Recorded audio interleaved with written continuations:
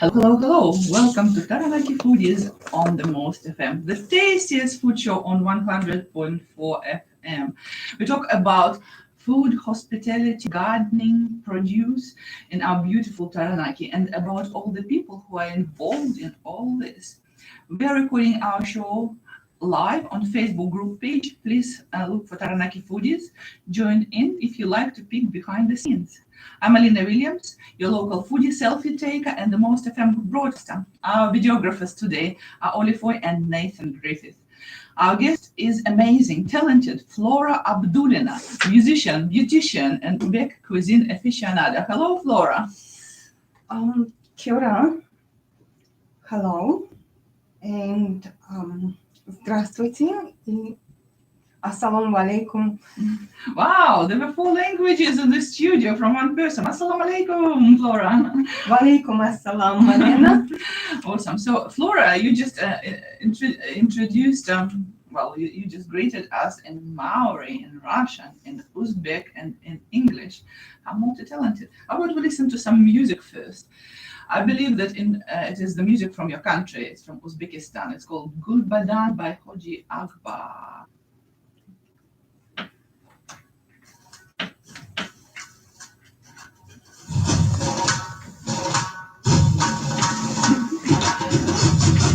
Is that the band that you listen often? Sometimes.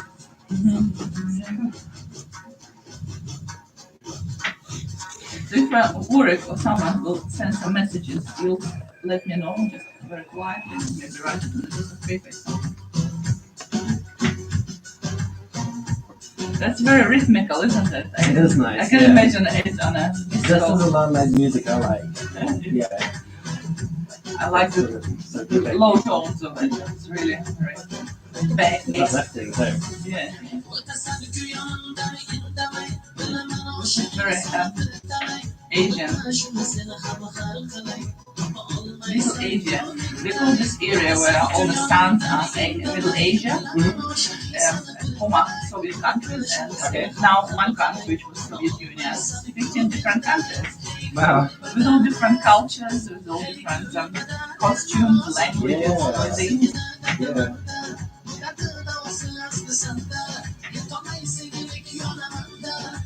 Do you understand what they say?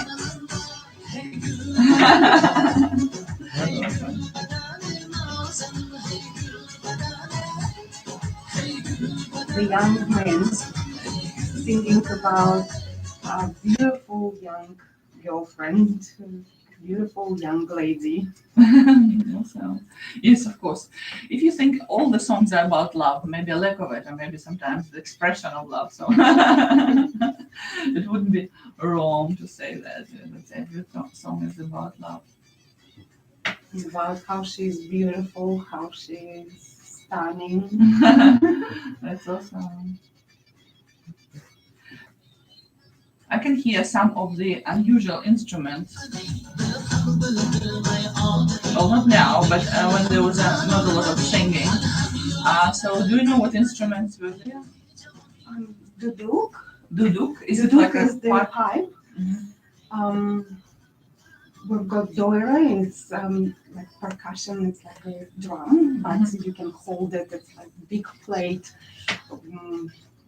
wooden carcass, and a skin of probably animal, which Like a deer. Like a deer, yes. So, and lots of metal little rings around this to make this sound like a, It's like a tambourine. metal tambourine. Oh, Yes. wow. Does it look like a tambourine? Not really. Not really. It's like more like little bells.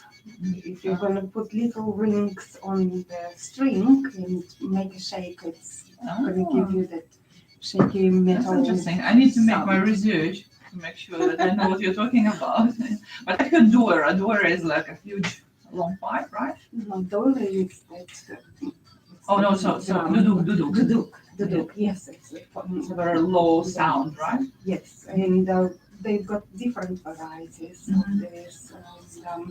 We've got huge ones for special occasions, they've got beautiful long ones. Welcome back to Taranaki Foodies with our guest, talented Flora Abdulina, musician, beautician, and Uzbek cuisine aficionado in the studio with Alina Williams, Nathan Griffith, and Oli Foy today. So we just listened to an amazing song which is called Gulbadan by Hoji Akbar. And Flora told us that it's the song about love. So what does specifically the guy says about his love?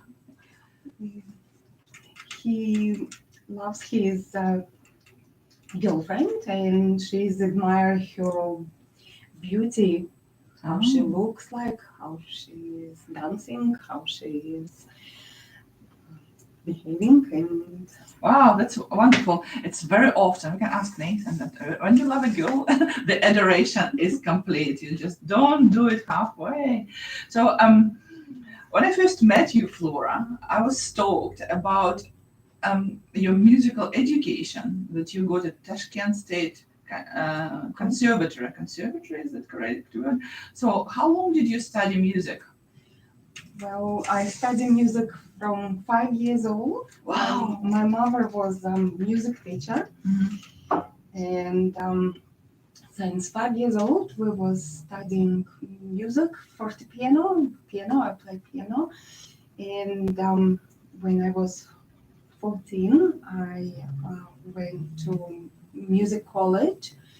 We've got professional music college, and I've been a choir conductor. Wow, choir conductor. This is a very specific niche of education and music, isn't it? Choir. Have you ever worked as a choir conductor? Yes, Oh, yes, wow. I was. So how long do you need to study at conservatory to gain the status of a choir conductor? For 5 years.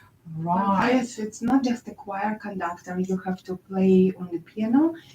You have to be singing in the choir. You have to be on the stage, singing, Wow. performing. So when you were 25, just graduated the conservatory, you already had 20 years of experience in music. Yes. Some people don't acquire the status by the age of 40, but I think it's also an indication of a Soviet way of education. We push our kids from early age. I'm not sure whether it's a good thing or bad thing. Maybe it creates a lot of viewers, but definitely not necessarily create a lot of happy people. So what was your specialty apart from the choir meister? So did you have any other special subjects? Theory of music, playing the piano. Mhm. We can teach the music, playing piano, and theory and history of music was quite a lot. Wow. So was it mainly classical music that you played? Classical, traditional, folk music. Quite a variety. Quite a variety. It's quite interesting. Music is a beautiful thing. And then after achieving quite a lot in this area, you became a beautician. How did this come? Completely change of the career, something you've done for 20 years, and you just totally changed your occupation. Yes. I guess I just loved the beauty therapy. I just loved cosmetology. Mhm. I loved makeup. I loved colorful things, you know. Was it easier to study all the aspect of beauty therapy rather than music? Much easier.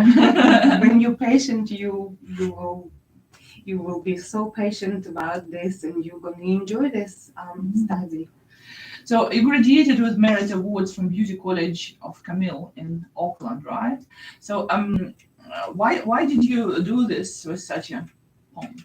I mean, you could just finish courses for I don't know, eyebrows and just open a salon and earn lots of money, because sometimes we learn quite a lot and we use only a small part of it. So is it you a perfectionist? Probably yes, but when we study, we're gaining quite a lot of knowledge, and it's not just one style. It's not just one thing what we can edit. Also, quite a lot of knowledge in massage therapy, waxing, facials, how to improve your skin, how to look younger. Well, for some people, it is really important talking about aging females. So, Yes. you just told about your favorite aspects of beauty therapy. You need quite a profound knowledge of the body, right, to do a massage and things like that. How long did it take you to kind of feel that you already know it? I'm still learning. The best answer, the best possible answer. I'm still learning about our body. No one knows what's in our body, what our body capable is. All right. So, what is your favorite aspect of beauty therapy? Something that you can do, work on every day till the day you decided to stop working. As a woman, I love facials. I love my skin look beautiful. I love to beautify people, and I love working with the body, how we can improve our body and look more attractive. I must admit, you look beautiful. You look Thank stunning you. with your blue Thank you. eyes, with your high high cheekbones and things like that. So tell me, is the approach to beauty in New Zealand is different to approach to beauty in Uzbekistan? Just a little bit, different. In which way? Well,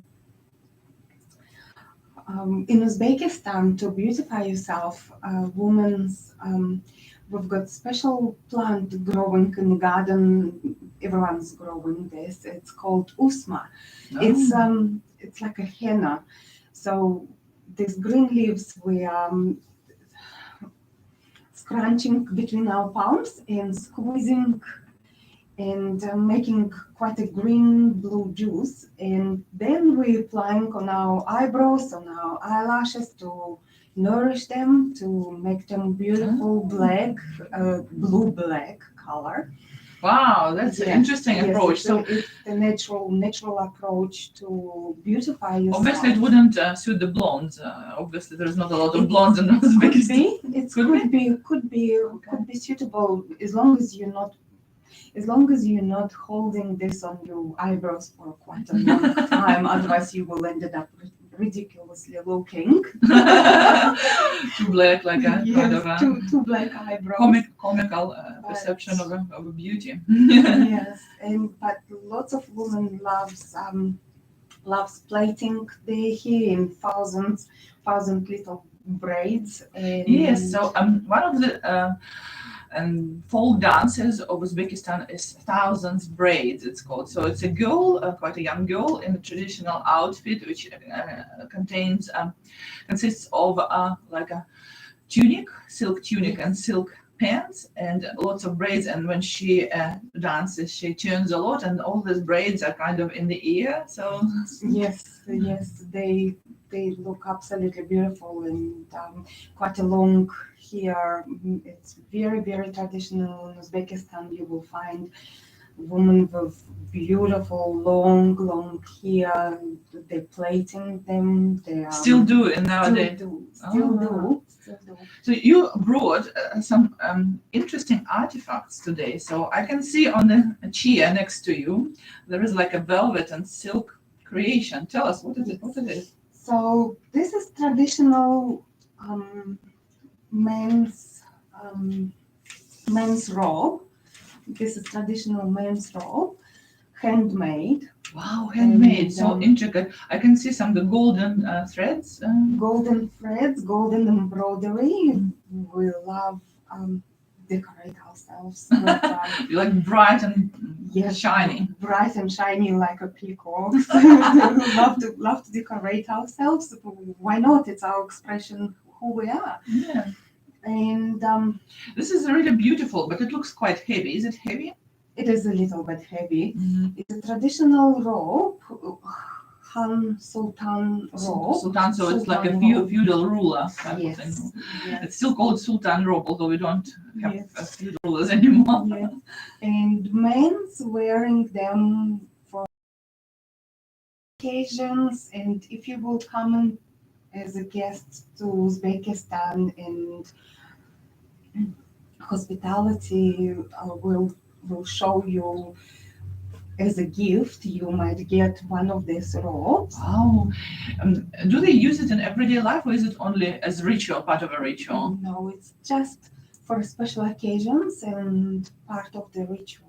Well, we have a very special occasion today. Flora is in the studio, and I suggest one of us, which is Yes. probably the most suitable according to gender and age. And Nathan can try the robe. Nathan, Yeah. can So you please if you come? follow us on Facebook in our group, Taranaki Foodies, you can see how Nathan is going to wear this velvet and silk and golden For example, embroidery robe. Nathan will come in. Yes, and especially knowing that Nathan is like golden color, and he believes that it's a kind of representation of a wealth. And that's how they getting dressed. That's how they getting dressed, and that it should be in our silky, Like a belt. like a belt, silky scarf. It looks beautiful, but it looks quite You heavy. can wear like this, or you can wear just Yeah, well cool. done. It looks like a symbols, the symbol of a symbol sun. of the sun. Sun. Wow, I absolutely love it. Thank you, Nathan. You're This was welcome. absolutely wonderful. Yeah, so I believe that Uzbekistan is quite a warm climate. There is a lot of heat there, and the robe looks very, very heavy. Can you please tell us how people manage to not to get too sweaty and very heated? Well, in Uzbekistan, when you come into somebody else's house, you have to drink tea. They're not gonna ask you, are you hungry or are you thirsty? You come in and they will say, come in, marhamat, khush kelibsiz, Oh wow! have a seat, and they will serve you with the hot tea. It's like a tonic. It makes you cool. makes you cool. Green tea Mhm. and black tea. It depends. It's the only question they will ask you: green tea or black tea. Awesome. I like this tradition. I believe that hospitable people and people who are generous with their food and with their attitude are getting much more from this life and from the universe. So, talking about being generous, Flora brought some really interesting givings to our studio. Now we are going to listen to some music and we are going to try some of your food. Let's listen. It's Maxim Fadiev and Nargis together.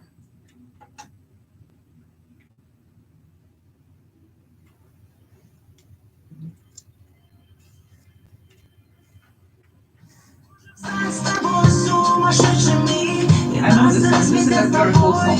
Hey guys, you put some for yourself and try it. Oh, you don't have a plate, so I think that Oli will bring some. I love this song. This is so cool. Absolutely wonderful. It's about Being the, in love with someone. the fact that love is not forever. It will evade sooner or later. But the deep penetration of thoughts, of energies and things like that actually are much more than something temporary. Absolutely wonderful. All right. So after the song, I was going to ask you about the recipe for the pilau, plov, and maybe about some other traditions and some other food, spices, yes. Zara? Spices. Zira.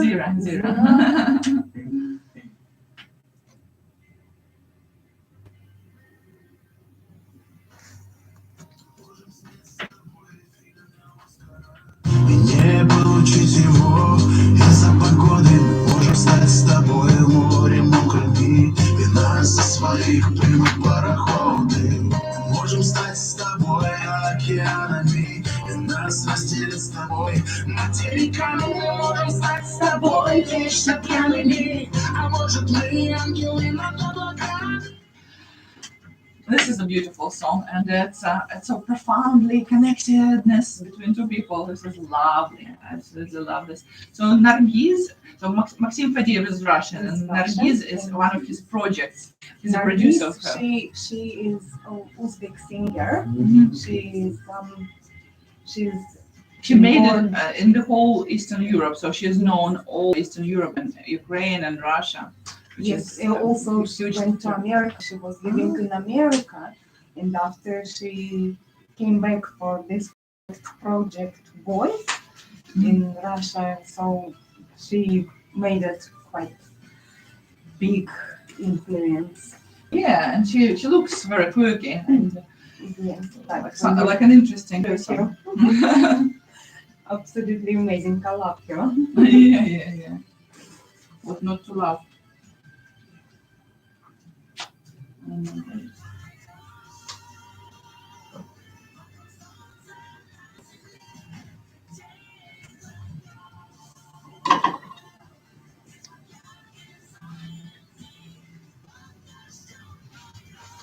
I must admit I miss Warwick, my co-host, but I manage.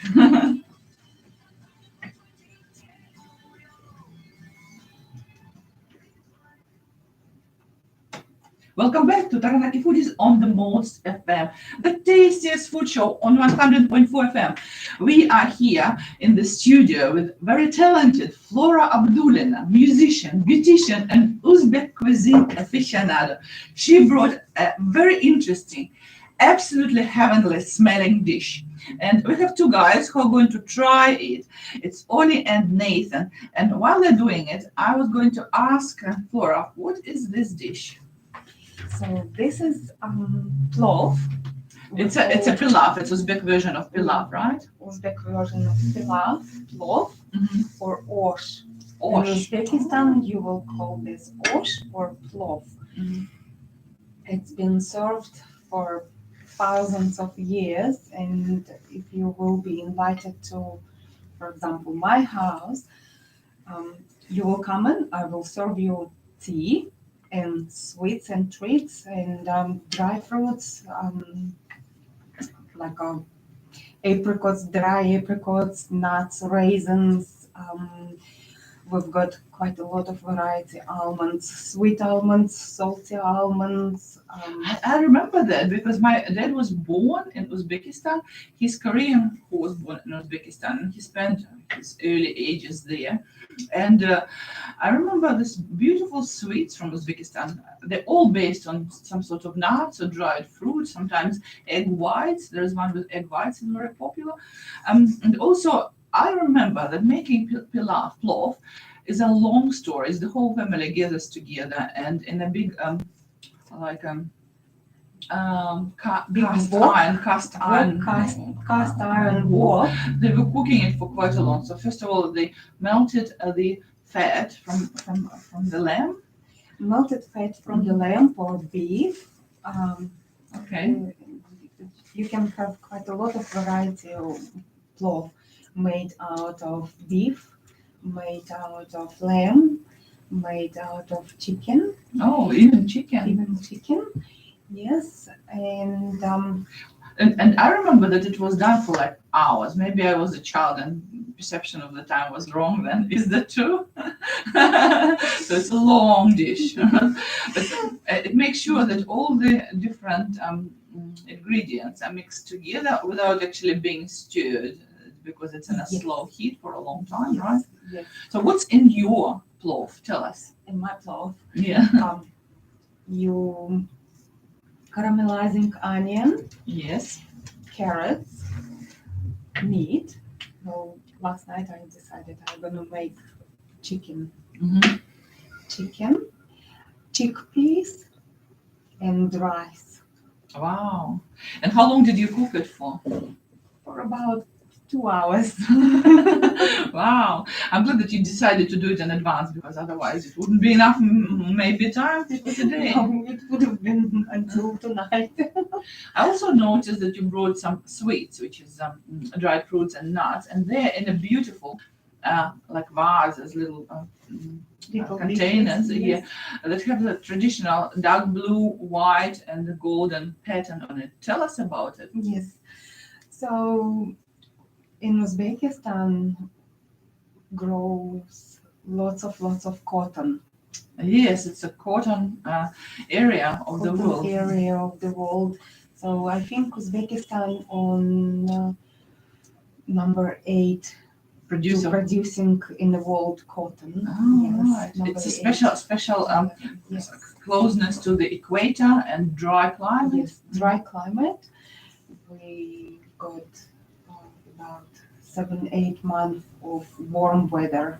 Wow, that's too much. But good enough for cotton. Yeah. Too hot, good enough for cotton. So is that a cotton flower as a part of a pattern of the? It's the cotton flower. You come into Uzbekistan, you will find everywhere on the teapots, on the dishes, everywhere. Even women dresses, you will find cotton flowers. It reminds me of some patterns in these beautiful palaces in Arab Emirates. There are some of them floral and some of them are kind of intermittent with some geometrical figures. Is there any connection between Arabic culture and some of it is actually Asian because it reminds me of a little bit of a lotus and leaves and things like that. So there is an Arabic culture from the Middle East, there is Asia, and it's all represented in your culture. How does that happen? Well, we on the Great Silk Road had more than thousands of years history. Yeah. So it's been lots of caravans who was coming from Europe to Asia and from Asia to China.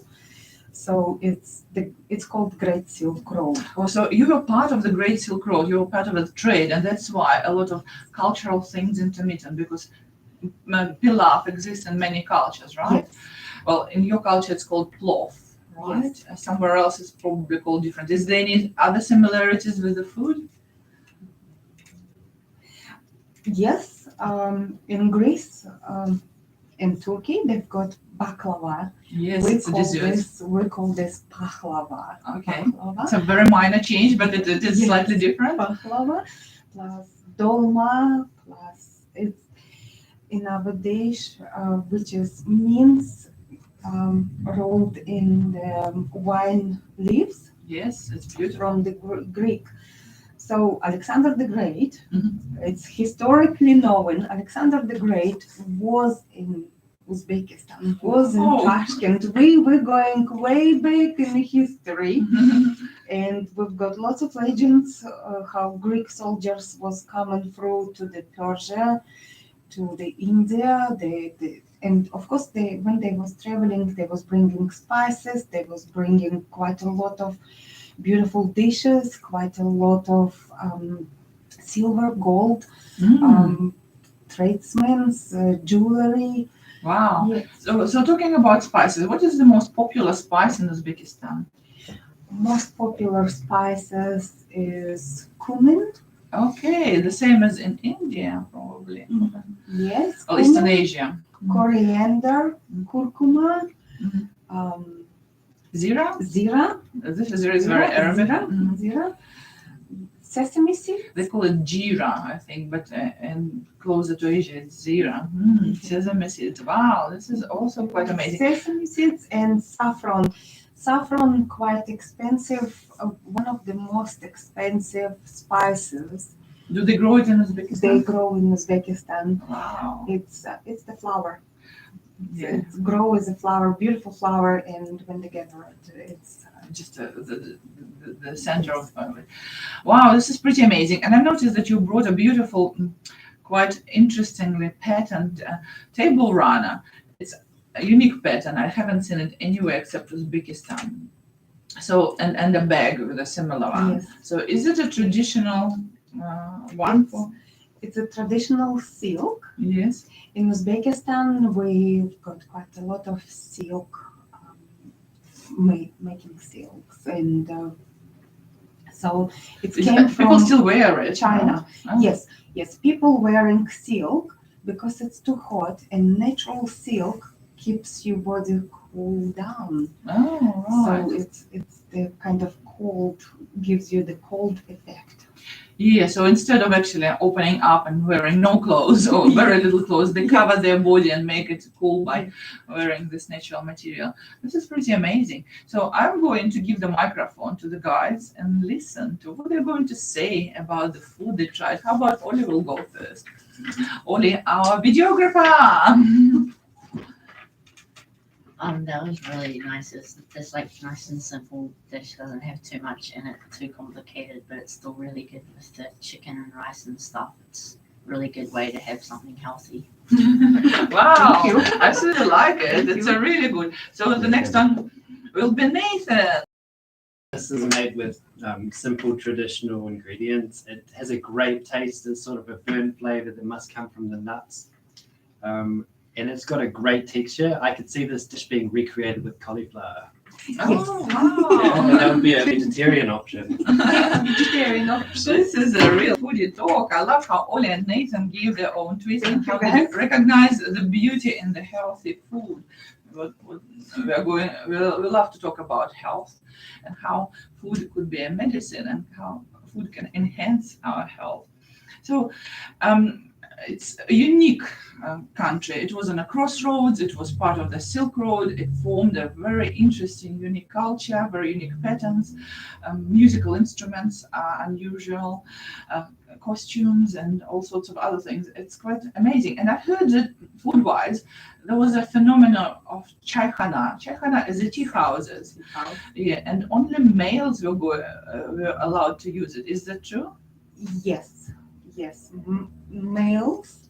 Why? Because the woman always on the kitchen or on the backyard. This is untrue now, but obviously it was true then. And I suggest we will listen to the song called Music Chekana, which means music tea house by Yalla.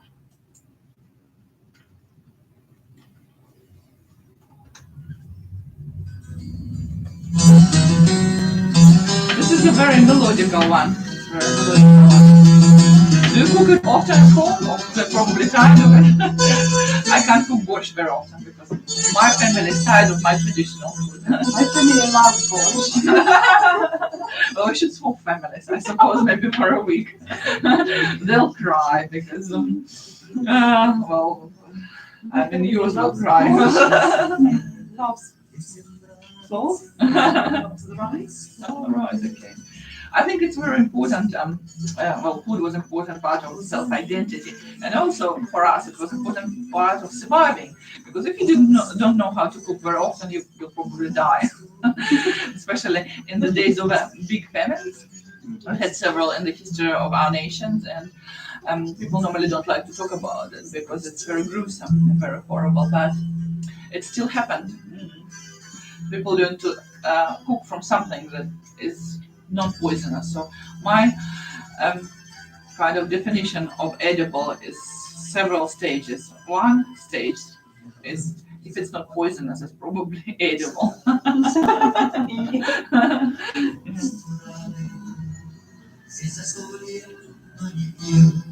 And they also, in these tea houses, they always had music, right? There is always someone playing a musical instrument. Someone will play musical instrument.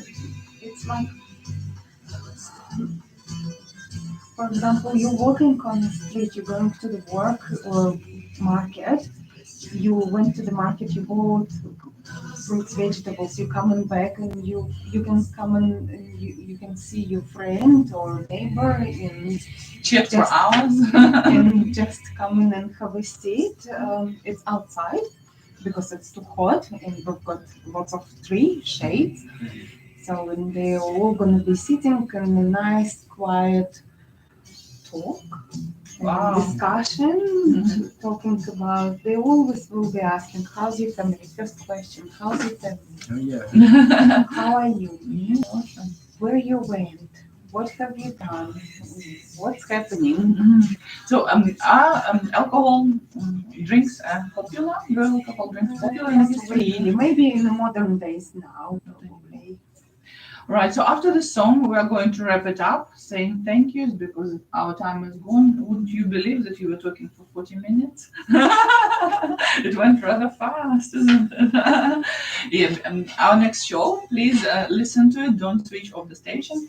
It's called The Exhuming Hour, and it is by young Dylan Bynes. So please listen. He's a very interesting young musician who loves his heavy metal rock.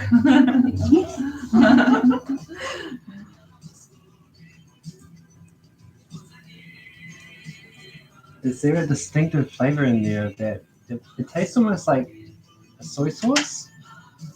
But I think it's the nuts and the I cooked, put almost like lemon. I caramelization. put the lemon. Oh, lemon? Yes, when you cook it, you put the lemon before you're gonna put rice. Ah, So the lemon flavor kind of infusing, but unfortunately I it's use I think we are lemon. yeah, Okay. so. Welcome back to Taranaki Foodies on the Most FM. We are the tastiest food show on 100.4 FM. I would like to thank our talented Flora Abdulina, Thank you. musician, beautician, and Uzbek cuisine aficionado who came to our studio. She shared her culture with us, brought some sweets, brought some pilav, which is plov, and told about her life and about her culture. So thank you so much, Flora. Thank you. We are currently looking for a sponsor for our show. Big thank you to our previous one, Area 41. They have been with us for almost 3 years. We are proud to see their successes and growth. Good luck, guys, in your new step of life. Now we're going to take some selfies and post them on Instagram and Facebook. Tune in to 100.4 FM every Saturday at 4 p.m. Remember, there is a live recording of this interview online on Taranaki Foodies with Area 41 group page on Facebook, and of course on Twitter and YouTube. Meet you next Saturday at 4 p.m. on Airwaves. My gourmetarians, the last song is Choice of Flora, and it's called My Uzbekistan, and it's instrumental by Sultan Ali.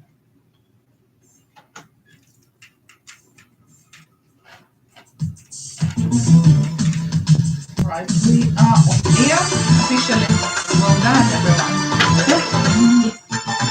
Oh, I was nervous. It's quite normal. A lot of people go and through the life and never been on the radio, so. Но мы же еще на Фейсбуке. Да, ну, все же хорошо прошло, да? Да. Я не знаю, Лена, хорошо или нет. Отлично все прошло. Я жду от тебя. Да, отлично все прошло. Ты что, не чувствуешь? Приятное такое ощущение. Ты вот точно перфекционист.